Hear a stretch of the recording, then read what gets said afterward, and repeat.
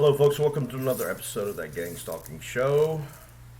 My name is Doug and I'm a TI and I've been a TI since 2004, and I'm probably in my third to fourth week of a mega campaign of menacing, intimidation, and harassment.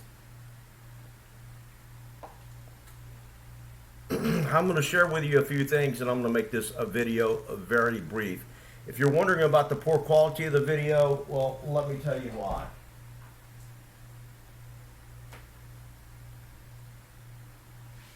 Let me tell you what the deal is. iPhone 12, you're not supposed to be able to hack these.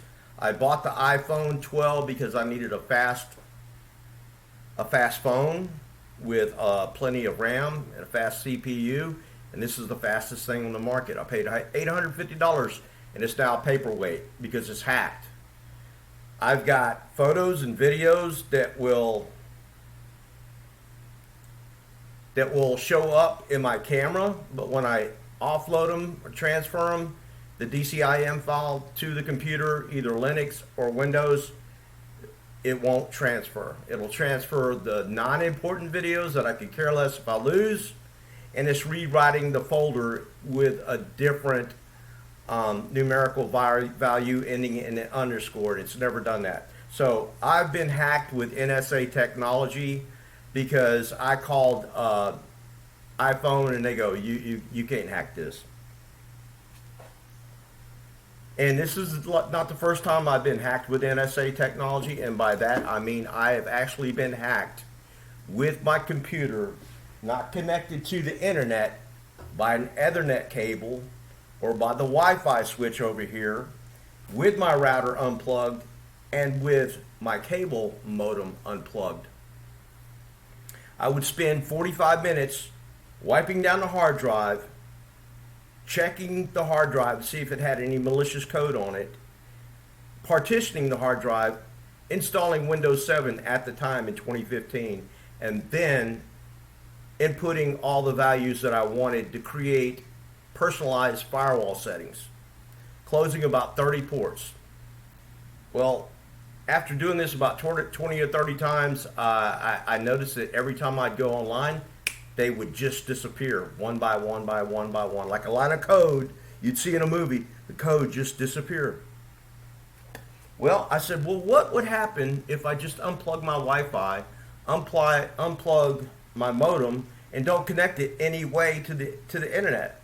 So I repeat the same step again, and as I'm typing in my firewall protocols, one by one, disappear, disappear, disappear. And I'm not connected to the internet. I then go online and I try to find out, how can you hack a computer that's not connected to the internet?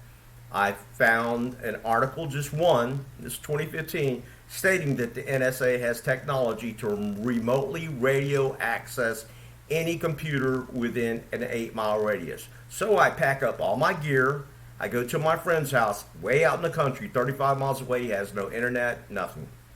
I go there, I redo everything, I put in all the firewall protocols, and nothing happens to my computer. I bring my computer back home to Tyler, Texas. I don't connect it. It's still unplugged. The Wi-Fi and the modem are both unplugged. And then all I simply do is go to my computer and press on. And then I go to my Windows firewall setting.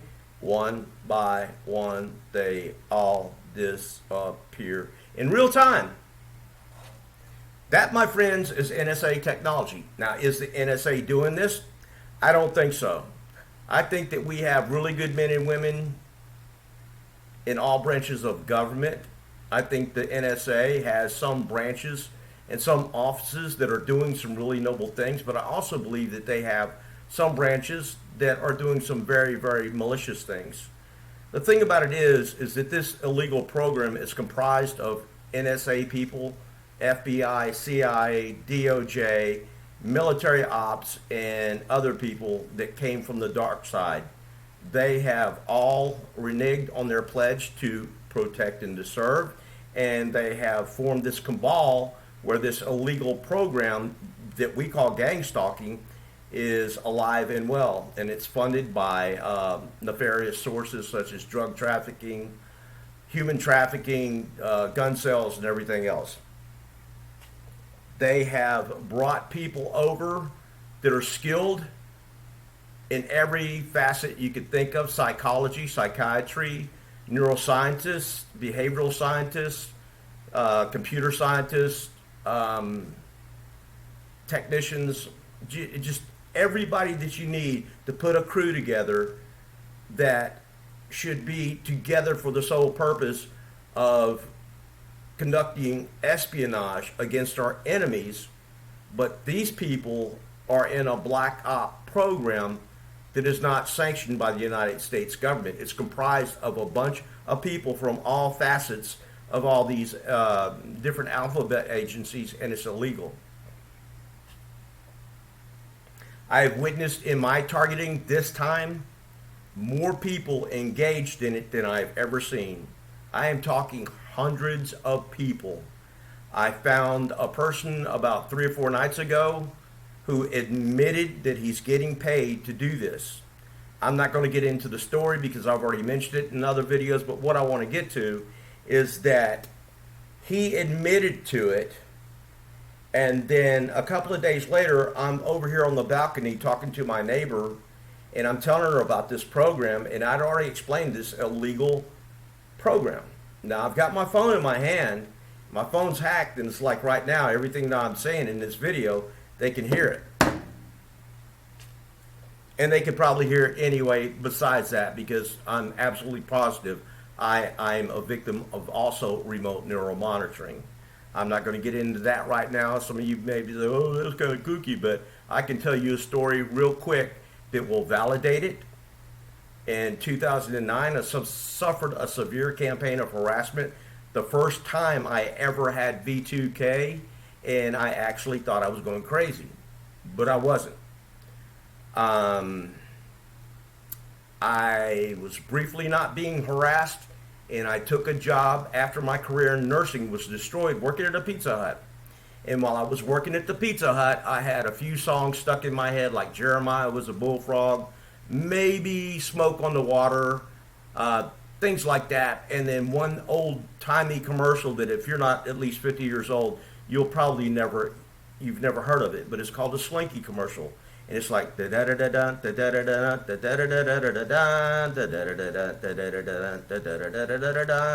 slinky, and a slinky is this little stainless steel toy that it looks like a spring, and if you just give it the right amount of momentum, it will use the inertia that it has to continue to walk. You can make it walk downstairs and do all kinds of tricks. I mean, once you learn how to use one, it's fun for about 10 minutes, and then that's it. So I had that song stuck in my head, and then after I get off work, I've got my old dumb phone, my 2000 model Nokia dumb phone that was a track phone, and it's in my pocket, and I feel it buzz, and I hear it ring, and I take a look, and the number is spoofed, and you know what the phone said? It's a Slinky. You want to talk about somebody being freaked out? I was freaked out. Now, a lot of people say, oh, nobody can read your mind and all that. I've had that same argument with other people as recently as 4 years ago. But I had forgot about this incident. And then after this other person, whose name is David Voigt, former Naval Academy graduate, was telling me about remote neural monitoring, I said, man, you can't do that.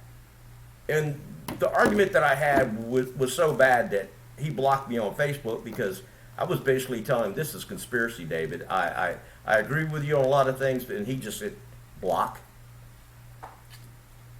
So, remote neural monitoring is absolutely true. I hear upwards of 4 to 5 distinct tones in my ear. It's not in my ears, it's in my head. And this is the same tone that if you look up the tone for the Havana syndrome, which is on my channel, but just go out on the internet and look for it. It's the very same tone. The exact same tone that they hear. And I had tried to replicate what's up in here with a tone generator online, and I couldn't do it.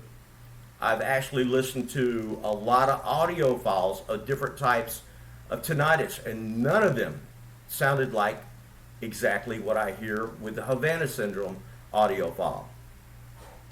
With that to the side, I want to get to the paid actor thing. I'm not going to get too deep because I've already talked about this gentleman. I met someone, I saw him, and I pulled over to talk to him. I knew he was a spotter or someone in my neighborhood who was there to have eyes on me. And I spent about 45 minutes talking to him, and I broke him down, and he admitted he's getting paid. The car he's driving is not his car. It had fake paper tags on the back, and it had no front license plate on the front. And I have seen over 200 of these cars in the past 2 weeks. And outside of this campaign of harassment, I've never seen cars like this. Every once in a while you see someone with dealer tags, but the dealer tags look different. These tags look like they're all got the same template, and they came from the same place, and they were handwritten by the same person, whereas dealer tags look different. And dealer tags always has like Jones Autorama, or some other car company. The front tag is at least, you've got the car company, no front tag. So I spent about 45 minutes talking to him, and he just reveals himself with Freudian slip after Freudian slip after Freudian slip. Somebody's making noise behind us, and I go, you know what that is? And he goes, that's a noise campaign? And I'm like, how did you know it was a noise campaign? I've been talking to you for 20 minutes. I never said the word noise campaign. So that was a Freudian slip. Someone drives down the street, and they make some noise. He goes, that's part of it too, isn't it? I go, brilliant deduction of the obvious, Einstein. I didn't say that, but I just thought I'd throw that in there to be snarky. Well, a couple of days later, I'm out here on my balcony, and I'm talking with my neighbor, and the thing about it is I talk to her, and we get on the subject of this program, and then lo and behold, I'd already told her that this is an illegal, unsanctioned program run by a type of cabal, and I mentioned that, it's illegal people crossing the lines from NSA, FBI, CIA, and Black Ops, people that once got hired to protect and serve, to abide by the Constitution, and then they got pulled over into the dark side to work for this, to make a lot of money, and just to rake in money so they can, do whatever it is they want to do. So as I'm talking to her, my balcony goes this way and it goes this way. So I'm like facing this way. She's facing that way. And I notice coming down the sidewalk is a guy. Let's say this is a black lanyard, and this right here is the backing of for a badge. It looks like it's silver in color, but you can't see FBI or anything else on it. He's wearing a bulletproof vest, what looks to be. He's wearing slacks, and I can see his belt, and I can see about 2 inches of his waistline, and then his bulletproof vest comes up to here. But the clothes that he's wearing, at first glance, it gives me the impression he's a G-man. And he's walking down the sidewalk with a briefcase that is about like this size.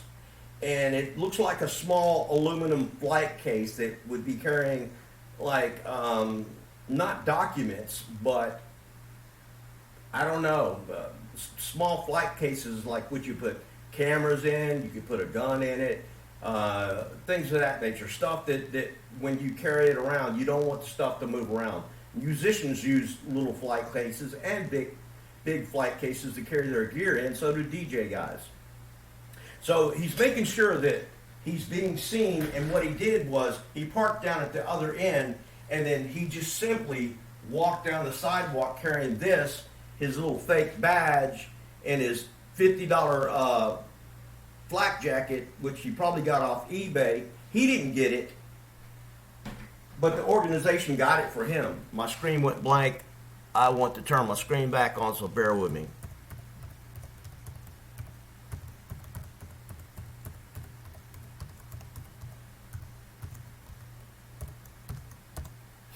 So, he's walking down the sidewalk, and he's walking this way, and he's got cheap sunglasses on. But at first, I think he's legit. And I'm kind of like, oh gosh, man, wow. So I asked my neighbor, I said, you know, we've been having this conversation for a little bit. I'm going to ask you something. Are you pretty familiar with what's normal around here? And she goes, yeah. I said, I want you to turn around and look at this guy walking down the sidewalk. So she turns around and looks at him, and she looks at me. Her jaw drops. And I said, this is what I'm talking about. My first initial impression was that he was some federal agent. But my apartment manager downstairs saw him as well. So here's the deal. This is the deal. He's not a federal agent. He was wearing like cheap slacks that was $20. His shirt was like it didn't match any FBI or anything else like that. I just watched a couple of videos the other night on the FBI talking about cyber stalking, cyber bullying, and in those videos, everybody was dressed very well and dressed very professionally. This guy was dressed kind of appearing like a professional, but he was lacking in the wardrobe department because everything was just, it was an almost. Like the shades he was wearing, $15.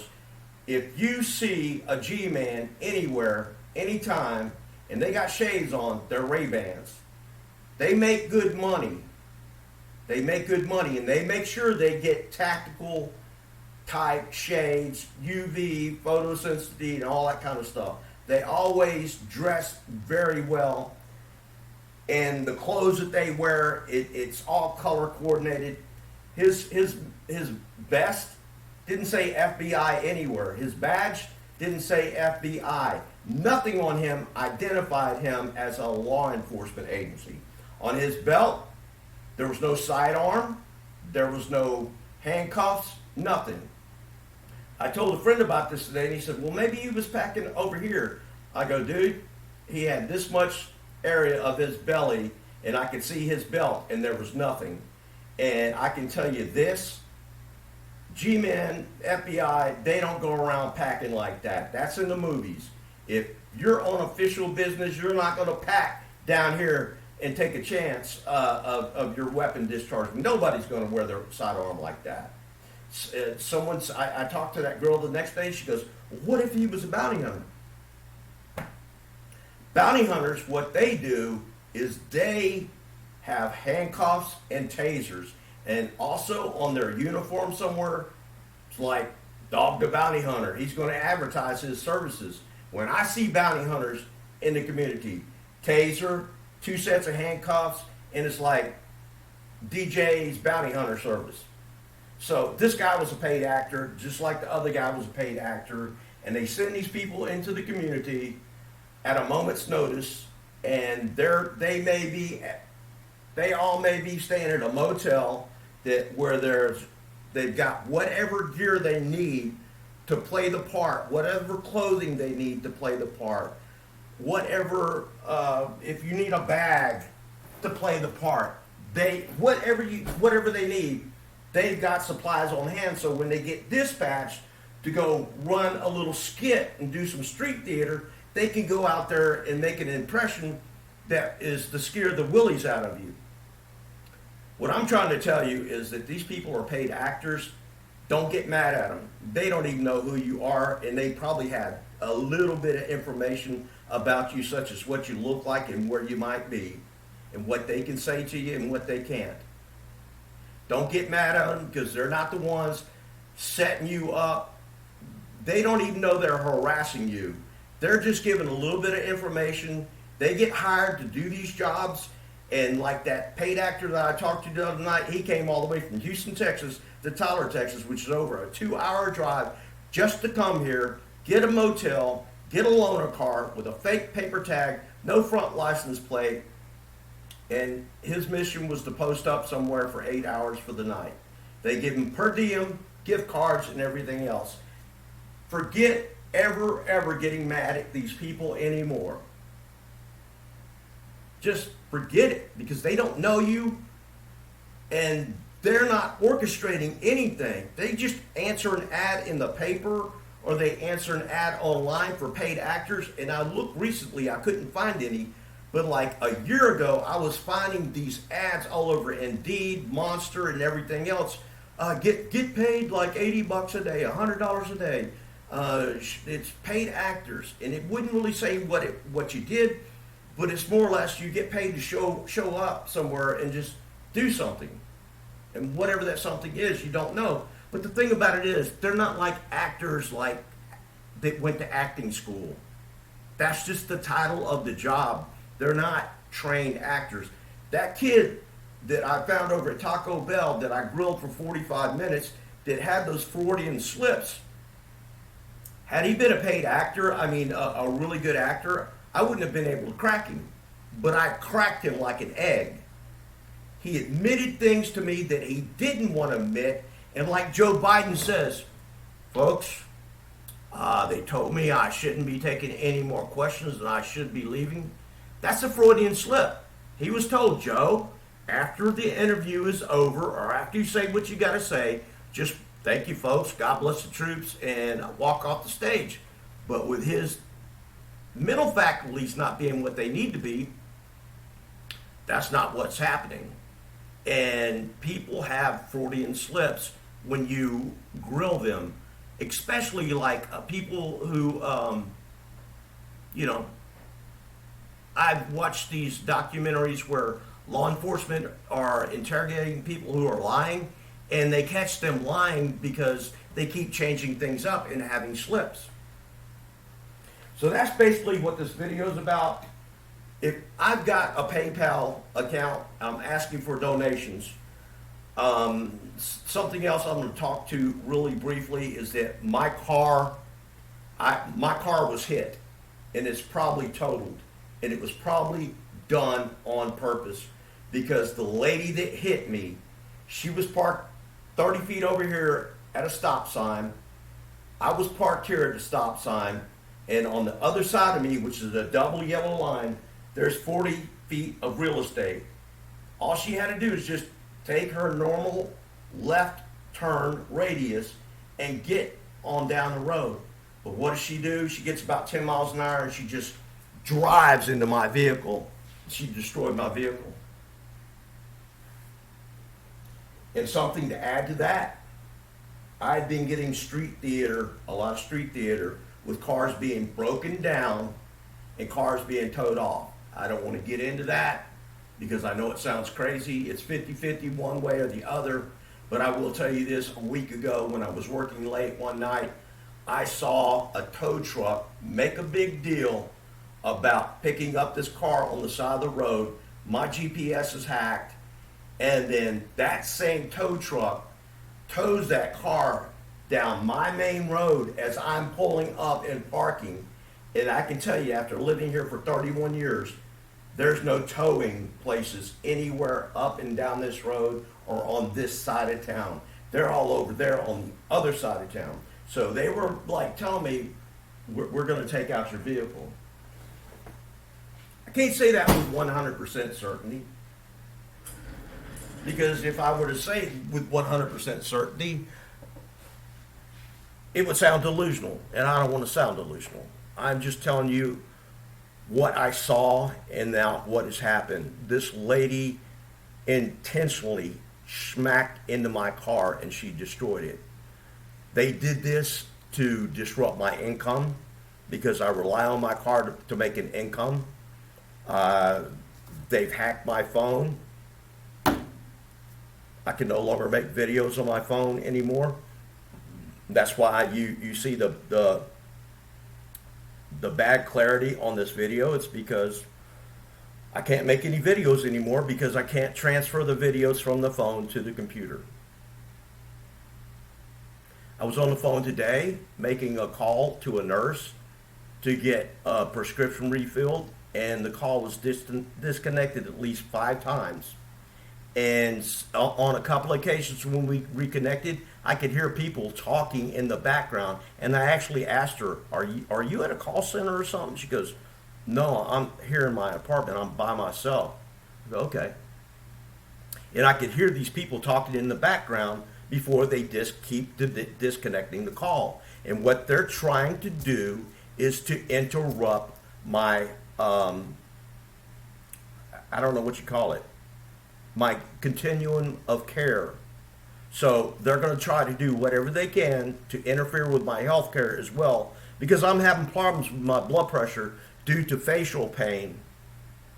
And what they want to do is make sure that I don't get meds refilled, or some delays happen or something else like that. And that's happened in the past. That's a common reoccurring theme with targeted individuals. They try to force you out of your job, take your car, take your transportation, take your money, and make sure you end up on the street homeless. And that's what they're trying to do. So that's why I've got a PayPal account going right now. And I'm absolutely certain that they've interfered with my GoFundMe account, which has raised $325. You can see the link on my other videos about that. And GoFundMe, I tried on the 15th to start a withdrawal for $325, and it's right now the 24th, and they're telling me, "Sorry, but your campaign's under review." Well, I've had 3 or 4 of these very same campaigns, and why all of a sudden is it under review? It's under review because this program is a cabal, and all they got to do is make a phone call to somebody. Somebody will just start dragging their feet to make sure I don't get the money I need to pay my rent, my electric, whatever it is I need to pay, to make sure that they get me out on the streets and homeless. So if you would, please share this video.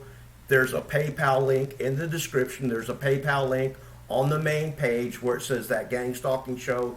If you can't donate, don't donate. But if you can, please do, because I have no income coming in until I can get a car again, and I don't know if I can get a car. So, thanks for watching. Good night and God bless.